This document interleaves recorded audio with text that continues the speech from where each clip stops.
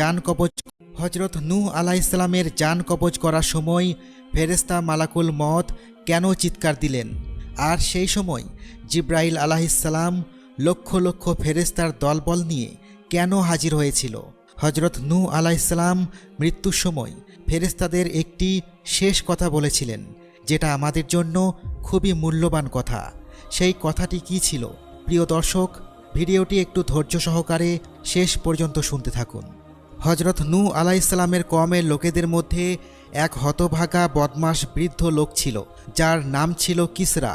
একদিন সে তার ছেলেকে ডেকে বলল, শোনো বেটা, কখনো নূহ আলাইহিসসালামের কথায় কান দিবে না। তাকে যেখানেই দেখতে পাবে সর্বোচ্চ চেষ্টা করবে তাকে যেভাবে হোক কষ্ট দেওয়ার, কেননা সে আমাদের বাপদাদাদের ধর্ম সম্পর্কে মন্দ কথা বলে এবং আমাদের দেবতাদের সম্পর্কে বাজে কথা বলে। ছেলেকে এই নসিহত